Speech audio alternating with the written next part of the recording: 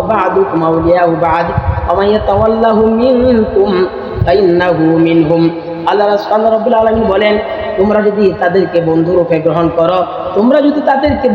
গ্রহণ করো, তাহলে তুমিও খ্রিস্টানের মধ্যে সাব্যস্ত হয়ে যাবা। তুমিও খ্রিস্টান, তুমিও তাদের সাহসর্য চলে গেছো, তাদেরকে সমর্থন জানাইছো, তাহলে তুমিও খ্রিস্টান।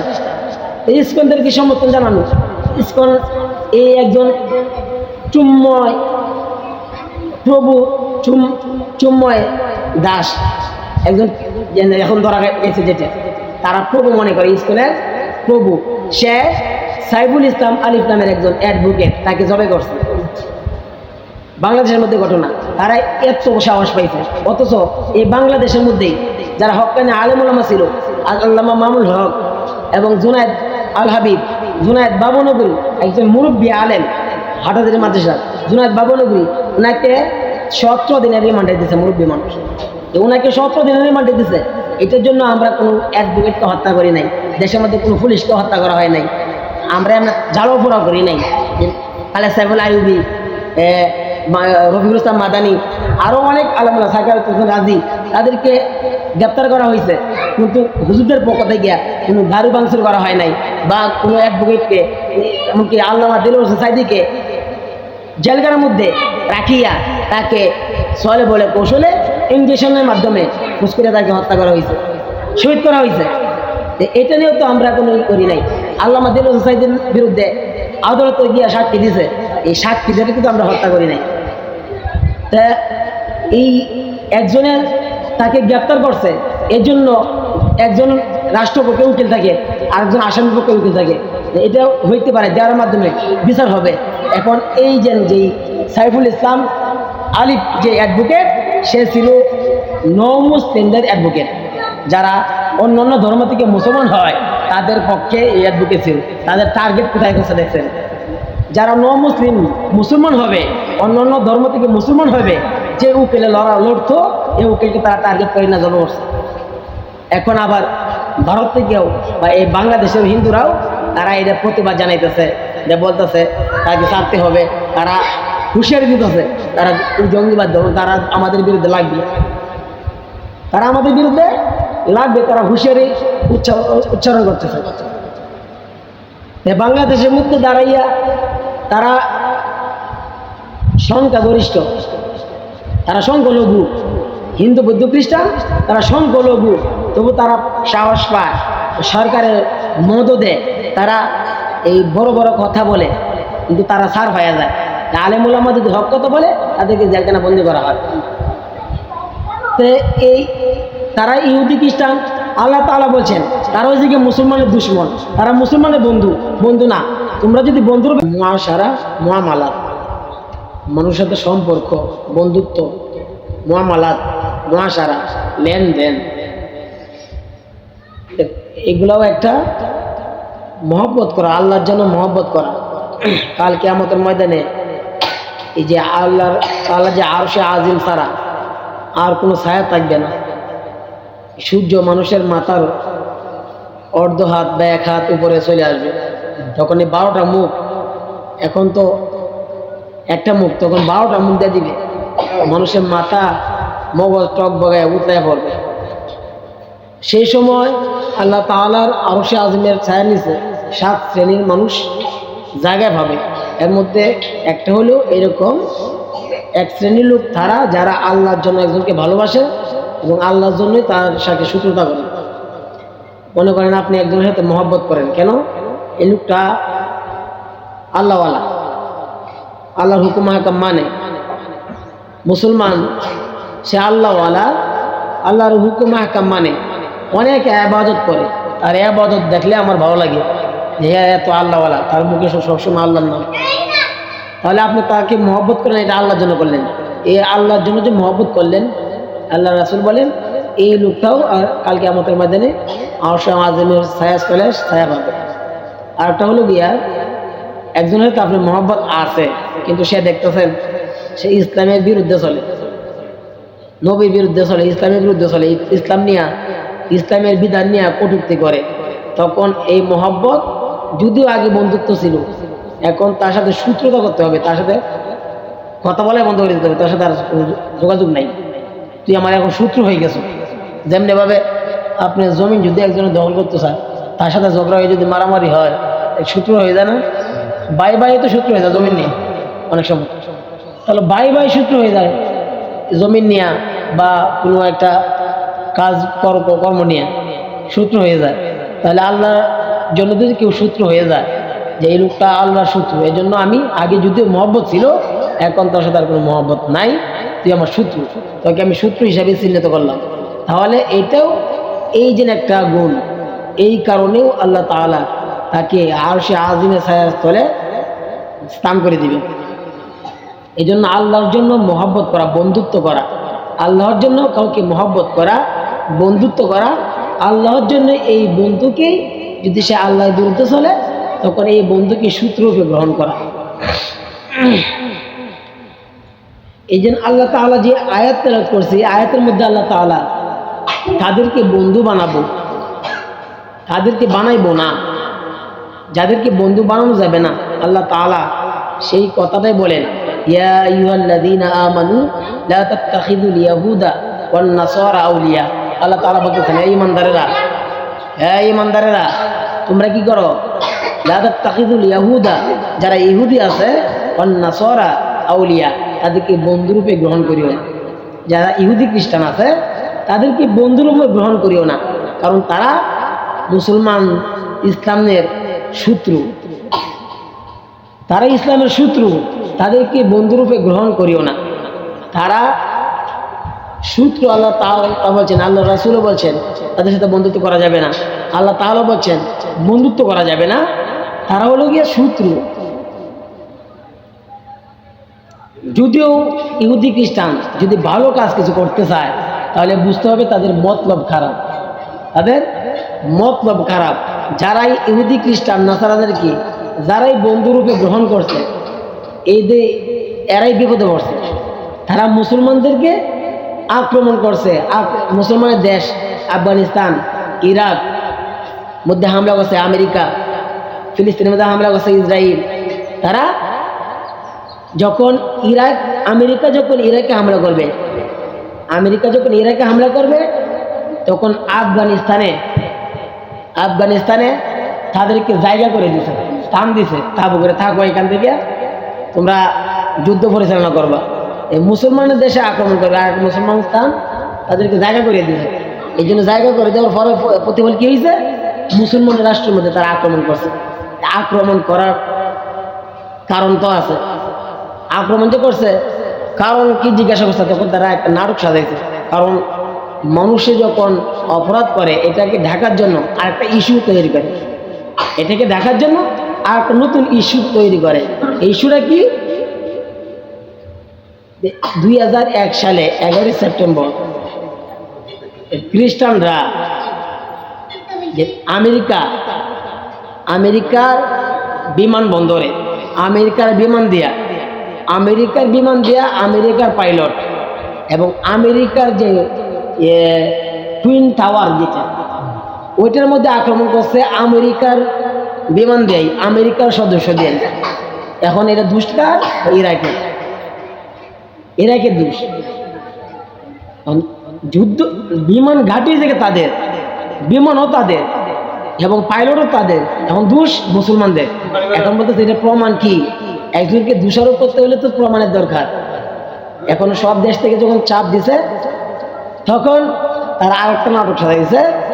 তখন 2004 সালে এই 11 সেপ্টেম্বর ঢাকা রাজধানী জার্মান দূতাবাস কর্তৃক আন্তর্জাতিক একটা সেমিনার করে খ্রিস্টানরা। এই বাংলাদেশের মধ্যেই ঢাকা শহরে খ্রিস্টান জার্মান দূতাবাস ঢাকা শহরে আন্তর্জাতিক সেমিনার করে। এই সেমিনারের মধ্যে বিষয়বস্তু ছিল সন্ত্রাস দমন, অথচ তারা নিজেরাই সন্ত্রাসী। এই সন্ত্রাস দমন, এখানে প্রধান অতিথি হিসাবে এই জার্মান থেকে একজন খ্রিস্টান প্রিন্স হ্যান্স, তার নাম মিস্টার হ্যান্স। এই হ্যান্স সে আসে প্রধান অতিথি হিসাবে, সে বক্তব্য রাখে সন্ত্রাস দমন নিয়ে। বক্তব্য কি? বক্তব্য হলো যে মুসলমানদের বিরুদ্ধে মুসলমানদের যে মানে দেশের মধ্যে আক্রমণ করা বা মুসলমানদেরকে আঘাত করা, মুসলমানদেরকে আক্রমণ করা, তাদের একটা দোষের দরকার নাই। তারা এমনিতেই তারা সূচনা কাল থেকে তারা সন্ত্রাসী। মুসলমানরা সূচনা কাল থেকে সন্ত্রাসী। যে ঢাকা শহরে 2004 সালে 11 সেপ্টেম্বর খ্রিস্টান আন্তর্জাতিক সেমিনার মধ্যে এই বক্তব্য দিয়ে গেছে এবং এটা বলছে যে মুহাম্মদ সাল্লাল্লাহু তাদের নবী মুহাম্মদ সাল্লাল্লাহু আলাইহি ওয়াসাল্লাম নিজে ছিলেন সন্ত্রাসী। নাউযুবিল্লাহ মিন যালিক। এই ঢাকা শহরে তারা দাঁড়াইয়া যে সরকারি হোক তাদের আমলে এই কথা বলিয়া চলে গেছে, স্বাধীনভাবে চলে গেছে। এটা নিয়ে কোনো আন্দোলন হয় নাই, বিচারও হয় নাই।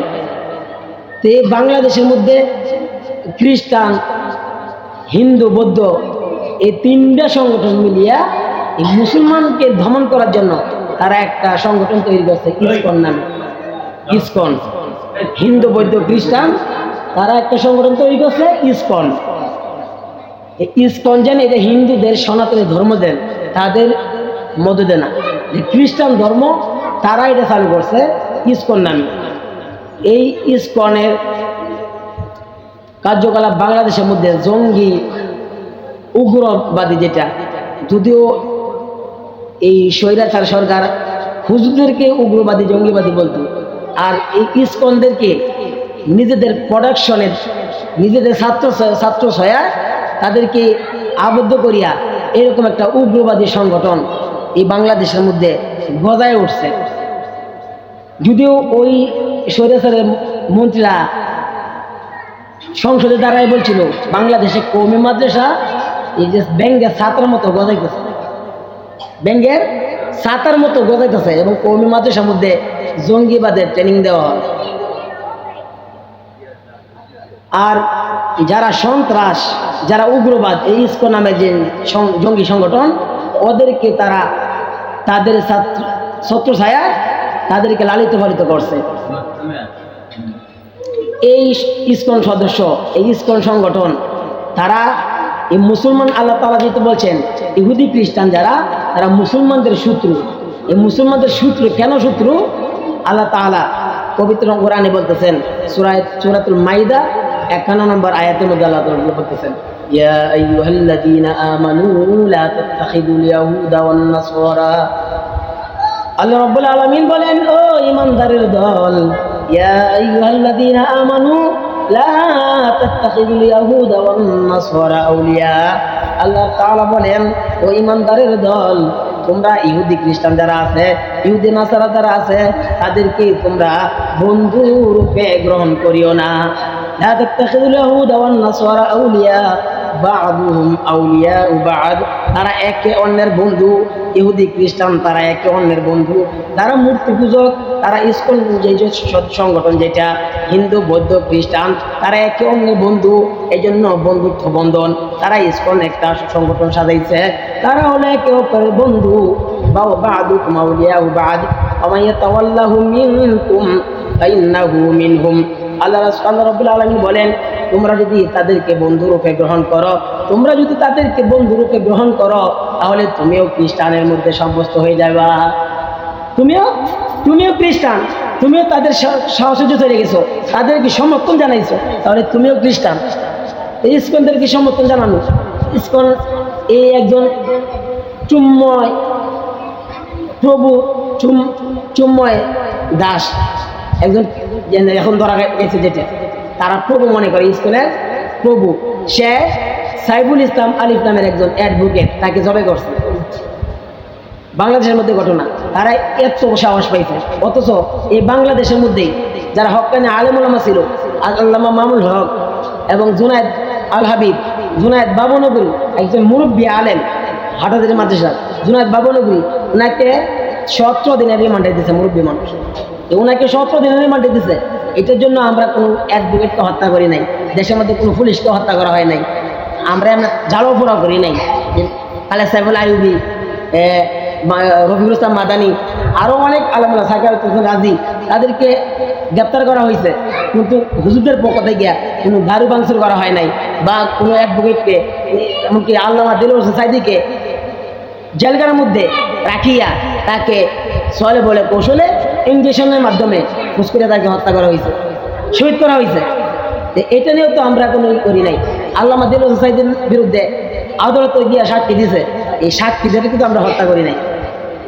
তা এই একজনের তাকে গ্রেপ্তার করছে, এর জন্য একজন রাষ্ট্রপক্ষে উকিল থাকে, আরেকজন আসামির পক্ষে উকিল থাকে। এটা হইতে পারে যার মাধ্যমে বিচার হবে। এখন এই যেই সাইফুল ইসলাম আলিফ যে অ্যাডভোকেট, সে ছিল নন মুসলিমদের অ্যাডভোকেট। যারা অন্য অন্য ধর্ম থেকে মুসলমান হয় তাদের পক্ষে এই অ্যাডভোকেট ছিল। তাদের টার্গেট কোথায় করছে দেখছেন?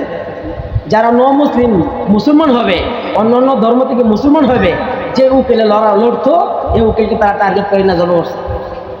এখন আবার ভারত থেকেও বা এই বাংলাদেশের হিন্দুরাও তারা এটা প্রতিবাদ জানাইতেছে, যে বলতেছে তাকে ছাড়তে হবে।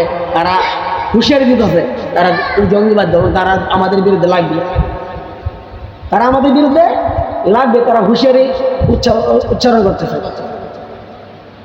বাংলাদেশের মধ্যে দাঁড়াইয়া তারা সংখ্যাগরিষ্ঠ, তারা সংখ্যালঘু, হিন্দু বৌদ্ধ খ্রিস্টান তারা সংখ্যালঘু, তবু তারা সাহস পায়, সরকারের মদদে তারা এই বড় বড় কথা বলে, কিন্তু তারা ছাড় পাওয়া যায়। আলেম ওলামা যদি হক কথা বলে তাদেরকে জেলখানা বন্দি করা হয়। তো এই তারা ইহুদি খ্রিস্টান, আল্লাহ তাআলা বলছেন তারা হচ্ছে কি মুসলমানের দুশ্মন, তারা মুসলমানের বন্ধু। বন্ধু না, তোমরা যদি বন্ধুরূপে গ্রহণ করো। এখন আগে যে ছিল ওবায়দুল কাদের, সে বলছিল বক্তব্যের মধ্যে বলছিল যে যখন মুসলমানদের বাবরি মসজিদের মধ্যে আঘাত করছিল মোদি, তখন বাংলাদেশ থেকে প্রতিবাদ জানাইছে। তখন সে বলছিল এটি যে কি ভারতের অভ্যন্তরীণ বিষয়, বাংলাদেশের কেউ যেন ভারতের অভ্যন্তরীণ বিষয় নিয়ে বাংলাদেশের পানি যেন কেউ ভুলা না করে, দেশের মধ্যে যেন কেউ অরাজকতা না করে, যদি করা তাকে আমরা শক্ত হাতে দমন করি। ইসলাম ধর্মের নিয়ে বা মসজিদ মাদ্রাসা নিয়ে যে দেশে আক্রমণ করা হোক, আমরা দেশ দেখবো না এটা কোন দেশের, এটা দেশের বিষয়। আল্লাহ নিয়ে মসজিদ মাদ্রাসা নিয়ে আক্রমণ হইলে এটা মুসলমান হিসাবে সব দেশ থেকে প্রতিবাদ জানানো দরকার। আমি পারি বা না পারি, আমি আমার প্রতিবাদে জানাইলাম, আমার ক্ষমতায় আমি এটা তীব্র নিন্দা জানাইলাম। যদিও এখন এই চুম্ময় দাসকে গ্রেপ্তার করার পরে কয়েকজন নেতাও তীব্র নিন্দা জানাইছে, কেন তাকে গ্রেপ্তার করা হয়েছে। তাকে গ্রেপ্তার করা হয়েছে এখন নিজেদেরকে এই কিস্তি লীগ, যেগুলা কিস্তি লীগ কিছুদিন আগে হয়ে গেছেন গিয়া রিক্সা কৃষক লীগ, তারা রূপ পাল্টায় কিন্তু দল একটাই। এই ছাত্রলীগে এই কিস্তি লীগ হইতেছে, ছাত্রলীগে কৃষি লীগ হইতেছে, এই ছাত্রলীগে আবার এই সনাতন ধর্মের যে এগুলোর মধ্যে হইতেছে, ছাত্রলীগে এই মাজারপন্থী, এগুলার বিরুদ্ধে তারা প্রতিবাদ জানাইতেছে দেশের মধ্যে একটা অরাজকতা সৃষ্টি করার জন্য। কিন্তু এটা এখন কেন? যখন বিশ্বজিৎকে হত্যা করা হয়েছে, সে একজন হিন্দু, তাকে শিবির মনে করে হত্যা করা হয়েছে, তখন তো প্রতিবাদ করে না হিন্দুরা, তখন হিন্দুরা প্রতিবাদ করে নাই। এখন করতেছে দেশের মধ্যে একটা অরাজকতা সৃষ্টি করার জন্য, মুসলমানদেরকে যেন বিরুদ্ধে মোদি যেন একটা ব্যবস্থা নেয় বাংলাদেশের মধ্যে। তারা হস্তক্ষেপ, তারা ভারতে হস্তক্ষেপ চাইছে যে বাংলাদেশের মধ্যে এভাবে হিন্দুদেরকে ধরতেছে, দমন করতেছে, ভারতের সহযোগিতা চাইছে, মানে ভারত যেন বাংলাদেশের মধ্যে আক্রমণ করে। যে ইসকো নামে যে জঙ্গি সংগঠন, এর জন্য মুসলমান ইহুদি খ্রিস্টানকে বন্ধু বানাতে পারবে না। আল্লাহ তাআলা বলেন ইয়া আইয়ুহাল্লাযীনা আমানু লা তাত্তাখিযুল ইয়াহুদা ওয়ান নাসারা আউলিয়া বা'দুহুম আউলিয়াউ বা'দ ওয়া মান ইয়াতাওয়াল্লাহু মিনকুম ফাইন্নাহু মিনহুম ইন্নাল্লাহা লা ইয়াহদিল কওমাজ যালিমিন। আল্লাহ রাব্বুল আলামিন বলেন যারা তাদেরকে বন্ধু রূপে গ্রহণ করবে তারা ইহুদি খ্রিস্টান হিসেবে সাব্যস্ত হবে। ইন্নাল্লাহা লা ইয়াহদিল কওমাজ যালিমিন। আল্লাহ রাব্বুল আলামিন বলেন আমি ওই কওম যে আছে, ওই জাতি যে আছে, যারা তাদেরকে সমর্থন করবে আমি তাদেরকে সহযোগিতা করব না। ইন্নাল্লাহা লা ইয়াহদিল কওমাজ যালিমিন, আমি তাদের কপালে হেদায়েত রাখি নাই। জালিমদের, যারা জালিম তাদের কপালে হেদায়েত নাই, তারা হেদায়েতের প্রাপ্ত হবে না। এই জন্য আল্লাহ রাব্বুল আলামিন বলেন ইন্নাল্লাহা লা ইয়াহদিল কওমাজ যালিমিন, যারা জালেম, এই জালেম কওমদেরকে আল্লাহ রাব্বুল আলামিন হেদায়েত দিবেন না।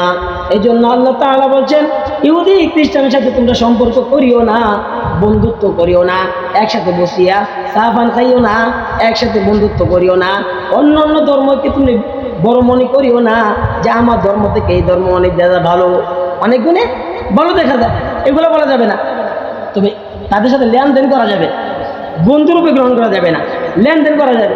সে ট্যাক্সে ঘরে খাবার নেই, আপনি অনুদান দিতে পারবেন, সে আপনার কাছে হাওলা চাইছে টাকা কর্জা দিতে পারবেন, এটা সমস্যা নাই, কিন্তু বন্ধুত্ব গ্রহণ করা যাবে না।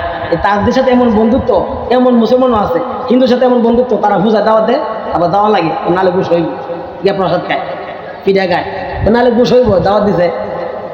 আপনি তো কোরবানি ঈদে দাওয়াত দিয়েন, পরে এক বস্তু খাই কিনা দেন, আপনি কোরবানি ঈদে আসবে না, তাহলে আপনি এত দরদ কেন? আল্লাহ তারা তো বলছে, আল্লাহ থেকে বেশি বুঝেন। আল্লাহ বলছেন ইহুদি খ্রিস্টান যারা, তাদেরকে বন্ধুরূপে গ্রহণ করিও না। যদি বন্ধুরূপে গ্রহণ করো তাহলে তুমিও তাদের মধ্যে সাব্যস্ত হয়ে যাবে, তুমিও ইহুদি খ্রিস্টানই, যদিও তুমি সুরতে মুসলমান, কিন্তু তুমি ইহুদি খ্রিস্টান হিসেবে গণ্য হবে। আল্লাহ রাসুলকে আল্লাহ রাসুল একজন সাহাবী বলতেছেন, পয়গম্বর কিয়ামত কবে হবে, কিয়ামত কবে হবে? আল্লাহ রাসুল বলতেছেন, তুমি কিয়ামতের জন্য এত অস্থির হয়ে গেছো, কিয়ামতের জন্য কি সঞ্চয় করেছ? বলতেছে, আমার এমন কোনো সঞ্চয় নাই, তবে আপনার মহব্বত আমার অন্তরে আছে, আপনি আল্লাহ এবং আপনার মহব্বত আমার অন্তরে আছে।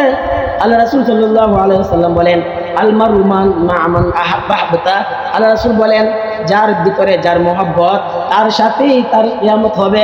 যেহেতু আমার মহব্বত তোমার অন্তরে, কাল কিয়ামতের ময়দানে তুমি আমার সাথে থাকবা। সুবহানাল্লাহ। এই জন্য মহব্বত কার সাথে রাখবেন, কার সাথে বন্ধুত্ব করবেন, কার সাথে চলবেন, আপনার সন্তান কার সাথে চলতেছে, এটা কি নেশাখোরের সাথে চলতেছে? কারণ গাঞ্জাখোরের সাথে চললে সেও গাঞ্জাখোর হবে। আজ না কাল বন্ধু 10 জন, আপনি ছেলে নেশা করে না, 10টার মধ্যে 4টে 5টা 6টাই এগুলো নেশা করে, নেশায় আসক্ত, তখন তো আপনার সন্তান ওদের সাথে চলাচল করে, একদিন খাইতো না, আরেকদিন একটা টান দেয়, একটা টান দিয়ে খাই দেয়, খাইতে খাইতে অভ্যস্ত হয়ে যায়, আপনি টেরও পাইবেন। এই জন্য সন্তানদেরকেও দেখা কার সাথে চলাচল করতেছে। সন্তান এই এই বন্ধু সঙ্গ, একটা কথা বলে না, সঙ্গ বুঝে লওয়া ভাঙতে বাসে, সঙ্গ বুঝে নষ্ট হয়। এই জন্য দেখতে হবে আমার ছেলেটা কার সাথে চলাচল করতেছে, এরা নেশা করে কিনা, নেশা মানে খায় কিনা, এইগুলো দেখতে হবে। এই জন্য আল্লাহ রাসূল বলছেন, এমন লোকের সাথে তুমি মহব্বত করো, বন্ধুত্ব করো, যার সাথে তোমার কালিম কিয়ামতের ময়দানে তার সাথে তোমার হাসন হাসর হবে। এখন আপনি যদি মহব্বত করেন কোনো খেলোয়াড়ের সাথে, কোনো নায়ক নায়িকার সাথে মহব্বত থাকে, যে এই নায়কটা আমার খুব ভালো লাগে, ওর চুলের কাটিংয়ে আমার চুল রাখতে হবে, কারণ যার সাথে মহব্বত তার সব কিছু আমার ভালো লাগবে। আপনি যদি রাসূলের প্রতি মহব্বত থাকে বা কোনো একজন আলেমের প্রতি মহব্বত থাকে, দেখবেন সেই আলেমের কোন কাপড়টা কিনছে, আমার এই কাপড়টা কিনতে মন চাইবে, ওই আলেমের কেমনে চুল কাটছে, আমার এইভাবে কাটতে মন চাইবে, ওই আলেমে কীভাবে পাগড়ি মাথা দেয়, কীভাবে মেসক করে, তাকে অনুসরণ করার জন্য সব কিছু ফলো করে। যেমনভাবে যুবক ছেলেরা কোনো খেলোয়াড়কে ফলো করে, মেসি কোন স্টাইলে চুল কাটে, কোন স্টাইলে চুল কাটে, কোন গেঞ্জি জার্সিটা শরীরে পরে, কয় নম্বর পিছনে লেখা থাকে, এগুলা ফলো করে। কোন নায়কে কোন শরীরের মধ্যে কোথায় টেকো আঁকছে, এগুলা সে আঁকে, ফলো করে। তাহলে নায়ক নায়িকা খেলোয়াড়কে তারা ফলো করিয়া নিজের ভিতরে তারা ঢুকাইতে চেষ্টা করে। আল্লাহ রাসূলকে যারা মহব্বত করবে, আল্লাহ রাসূলের অনুসরণ যারা করবে, অনুসরণ করবে, আল্লাহ রাসূল বলেন কাল কিয়ামতের ময়দানে তারা আমার সাথে জান্নাত থাকবে। সুবহানাল্লাহ। এই জন্য আল মারু মান আহাব্বাহতা, আল্লাহ রাসূল সাল্লাল্লাহু আলাইহি ওয়াসাল্লাম বলেন, যার সাথে যার প্রতি যার মহব্বত, তার সাথে তার কিয়ামত হয়ে যাবে। এই কার সাথে কার মহব্বত? আপনি যদি আলেম হন, যদি ইসলাম ধর্মকে আপনি একটু কিছু কিছু বিধান আছে আপনি কিছুটা মানলেন আর কিছুটা অপছন্দ করলেন, তাহলে আপনি যদিও আলেম আছেন, মুফতি হইতে পারেন, মুহাদ্দিস হইতে পারেন, ইসলাম ধর্মে কিছু মানলেন আর কিছু মানলেন না, কিছু পছন্দ করলেন আর কিছু পছন্দ করলেন না। আল্লাহ রাব্বুল আলামিন বলেন, তুমি মুসলমান না, যদিও তোমার দাড়ি আছে, টুপি আছে, পাগড়ি আছে, তুমি ইহুদি খ্রিস্টান হইয়া এই কাল কিয়ামতের ময়দানে উঠবা।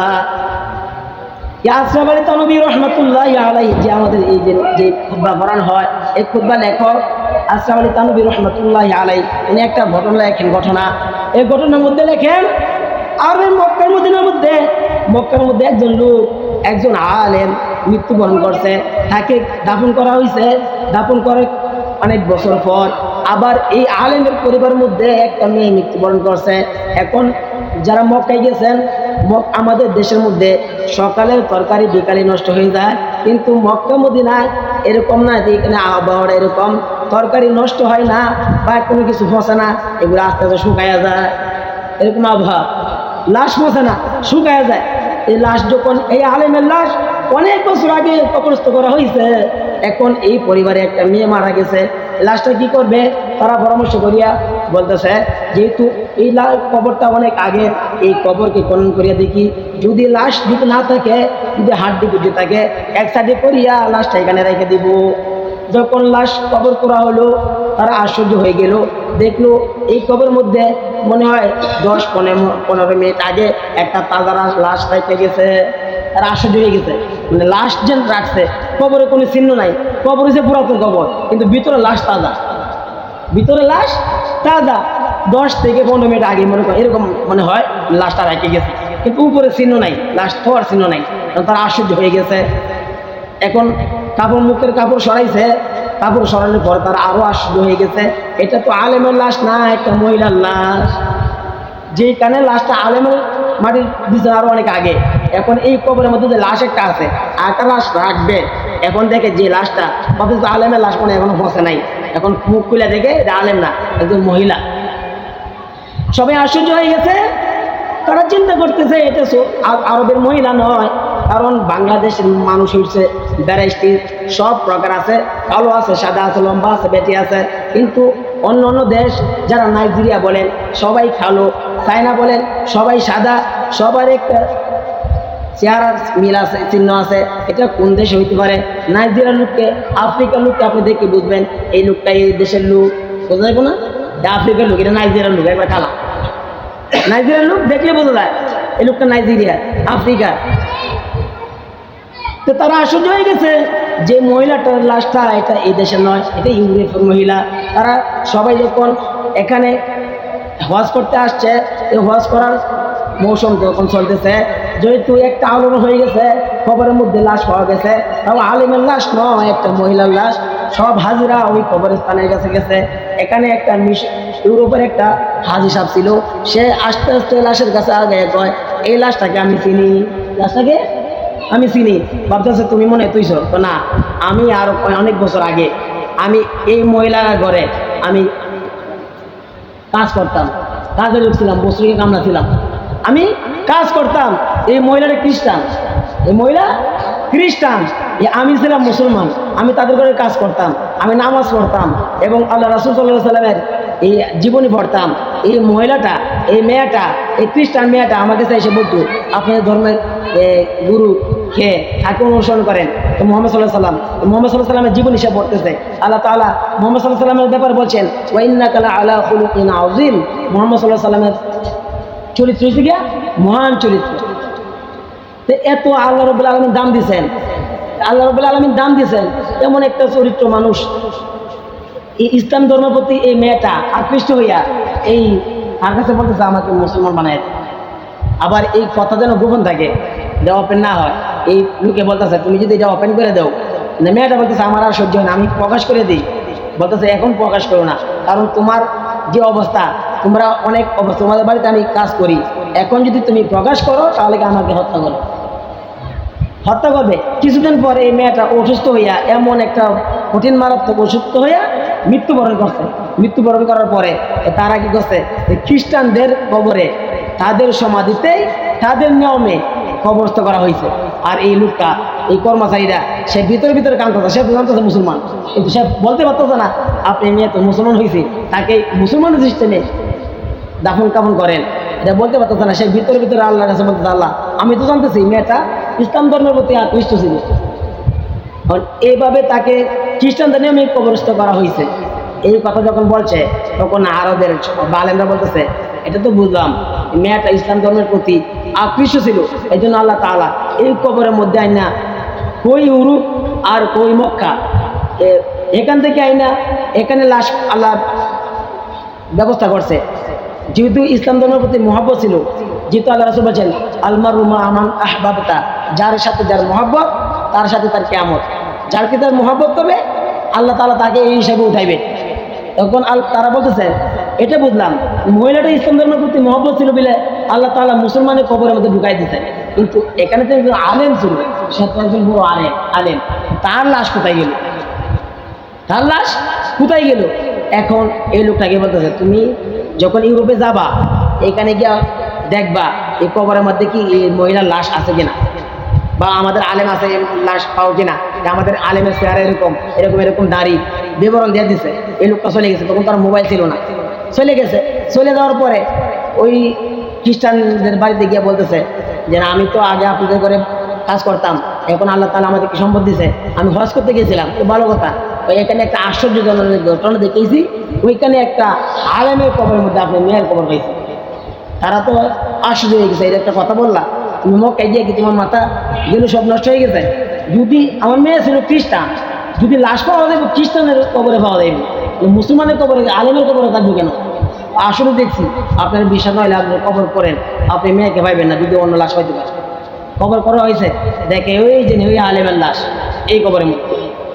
এখন এই খবরটা আবার পৌঁছাইছে আবার মক্কায়, যে এখানে আলেমের লাশ পাওয়া গেছে। এই মক্কার আলেমরা তারা সব গবেষণা করতেছে, ব্যাপারটা কি এই আলেমের লাশ খ্রিস্টানের কবরে যাবে কেন? আর খ্রিস্টান মহিলা লাশ তো আসছে, বুঝতে পারছে সেই ইসলাম ধর্মের প্রতি মহব্বত ছিল, ভিতরে ভিতরে ইসলামকে মহব্বত করছে, ভিতরে ভিতরে ইসলামকে কবুল করছে, এই জন্য আল্লাহ তাআলা এখানে ব্যবস্থা করছে। কিন্তু আলেম সে তার লাশ এখানে যাবে কেন? সে বলতেছে যদিও আমি যত বড়ই আলেম, এলাকার মধ্যে মানুষে জানবে না, কিন্তু পাড়া প্রতিবেশী জানবে না আমি কেমন, সাথে ঘরে জানবে, সাথে ঘরে জানলো না কিন্তু নিজের স্ত্রী কিছু জানবে, কোন লোকটাতে কেমন, ভিতর করতে কেমন, নিজের স্ত্রী একটু হলে জানবে।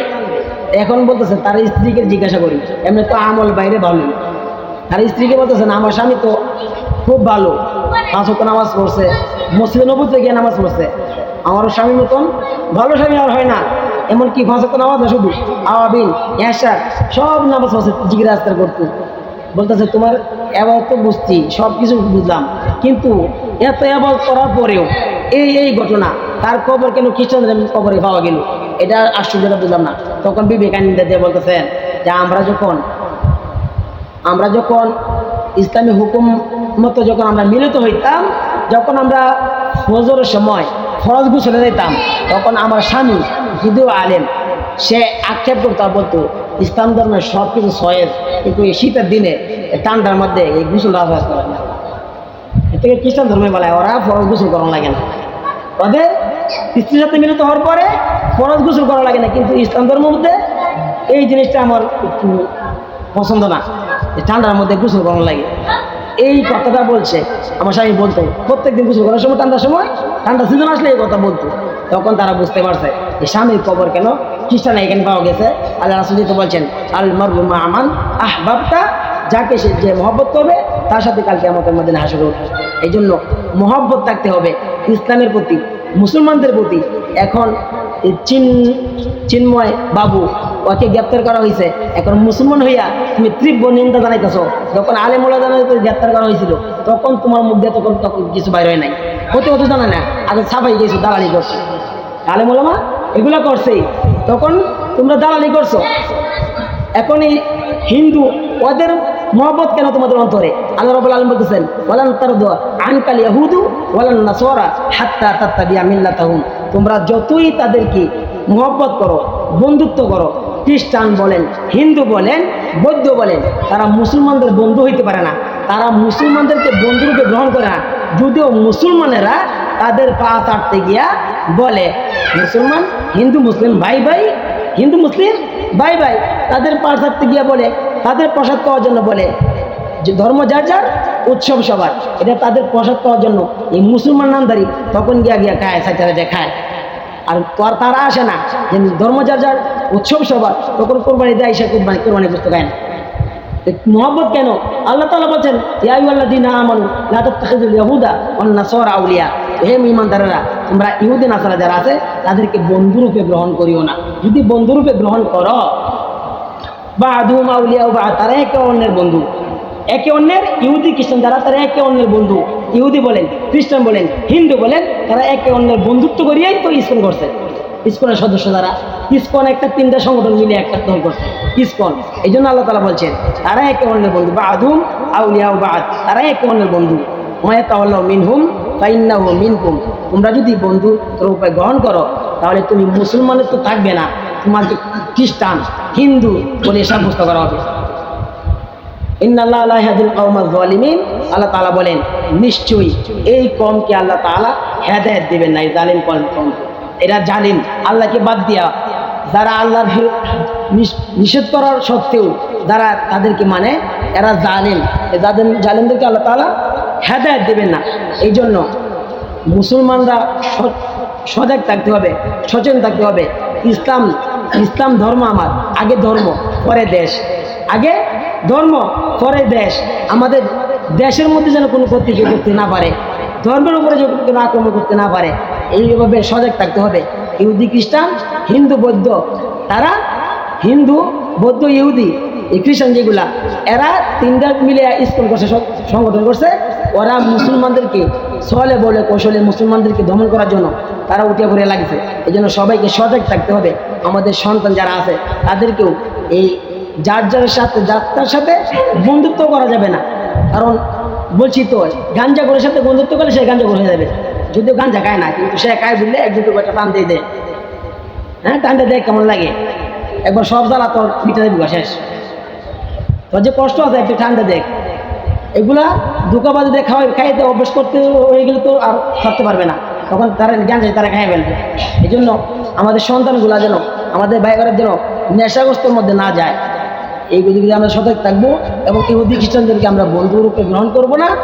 আমরা ইসলাম ধর্ম নিয়ে আসি, ইসলাম যেন হেফাজত থাকে সেই প্রচেষ্টা করব। যদি হক্কানি আলেম ওলামা এই ইসলামকে হেফাজত করার জন্য, দেশকে হেফাজত করার জন্য যদি আলেম ওলামা ডাক দেয়, তাহলে আমরা ইমানের হালতে এইটাকে সারা দিব। আল্লাহ রাব্বুল আলামিন যে কথা বলে অনুসরণ করতে আমল করার তৌফিক দান করুন, আমিন। ওয়া আখিরু দাওয়ানা আলহামদুলিল্লাহি রাব্বিল আলামিন। যারা রাসূল করেছেন